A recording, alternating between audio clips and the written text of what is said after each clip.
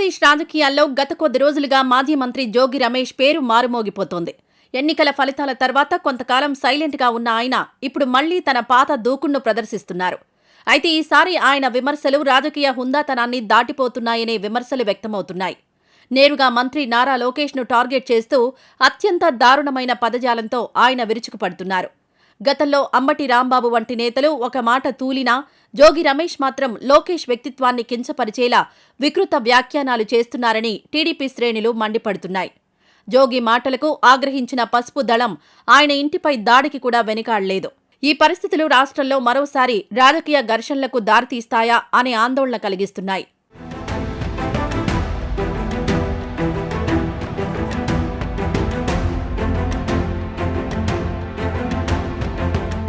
జోగి రమేష్ వ్యవహార శైలిని గమనిస్తే ఎవరికైనా గందరగోళం కలగక మానదు. కూటమి ప్రభుత్వం అధికారంలోకొచ్చిన కొత్తలో ఆయన వైఖరి చాలా మెతకగా ఉంది. ఒకానొక దశలో ఆయన వైసీపీని వీడి తెలుగుదేశం పార్టీలో చేరతారనే ప్రచారం జోరుగా సాగింది. అందుకు బలాన్ని చేకూరుస్తూ గతంలో అసెంబ్లీ సాక్షిగా నారా భువనేశ్వరి విషయంలో తాము చేసిన వ్యాఖ్యలు తప్పేనని బాహాటంగానే ఒప్పుకున్నారు. చంద్రబాబు సతీమణికి క్షమాపణలు చెప్పడం వెనుక టీడీపీ నాయకత్వాన్ని ప్రసన్నం చేసుకునే వ్యూహం ఉందన్నది బహిరంగ రహస్యం. వైసీపీ నుండి టీడీపీలోకి వెళ్లిన ఒక మంత్రి ద్వారా ఆయన రాయబారాలు కూడా నడిపారు.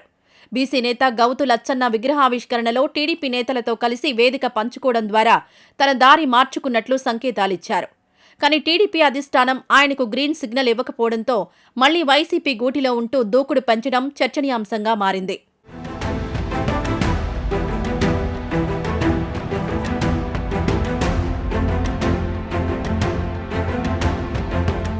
రాజకీయంగా టీడీపీకి దగ్గరవ్వాలని చూస్తున్న సమయంలోనే జోగి రమేష్ను కల్తీ మద్యం కేసు ఉక్కిరిబిక్కిరి చేసింది.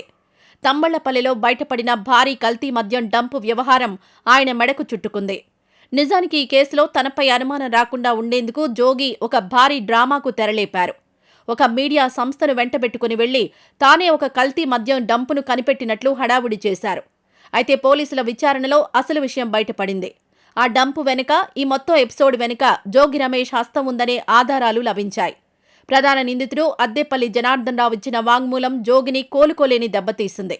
ఫలితంగా దాదాపు 80 రోజుల పాటు రిమాండ్ ఖైదీగా జైలులో గడపాల్సి వచ్చింది. జైలు నుంచి బయటకొచ్చాక తన ఉనికిని కాపాడుకోవడానికి మళ్లీ లోకేష్ను తిట్టడమే అస్త్రంగా మార్చుకున్నట్లు కనిపిస్తోంది.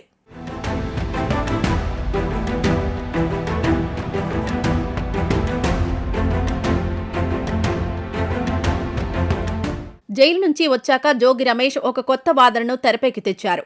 తాను ఒక బీసీ నేతను కాబట్టే తనను టార్గెట్ చేస్తున్నారని, కావాలనే అక్రమ కేసులు మోపుతున్నారని ఆరోపిస్తున్నారు. అయితే ఈ బీసీ కార్డు ఇప్పుడు ఆయనపైనే రివర్స్ అవుతోంది. గౌడ మరియు శ్రీశైన సామాజిక వర్గ నేతలు జోగిని సూటిగా నిలదీస్తున్నారు.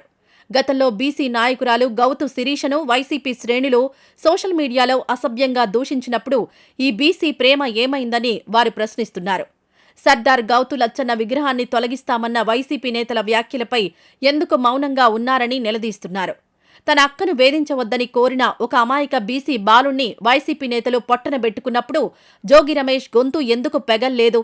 ఇప్పుడు కేవలం తనపై ఉన్న కేసుల నుండి ఆత్మరక్షణ కోసమే బీసీ కార్డును వాడుకుంటున్నారని సామాజిక వర్గ నేతలే విమర్శిస్తున్నారు.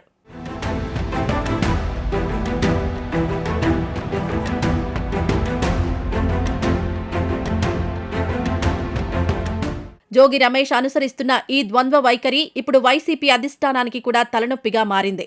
ఒకవైపు జగన్ నాయకత్వమే సర్వస్వం అంటూనే మరోవైపు కేసుల భయంతో టీడీపీకి సంకేతాలు పంపడం కార్యకర్తల్లో గందరగోళాన్ని నింపుతోంది. ఆయన చేస్తున్న విపరీత వ్యాఖ్యల వల్ల పార్టీకి కొత్తగా వచ్చే మైలేజ్ ఏమీ లేకపోగా ఉన్న ప్రతిష్ట కూడా గంగలో కలుస్తోందని సొంత పార్టీ నేతలే గుసగుసలాడుకుంటున్నారు.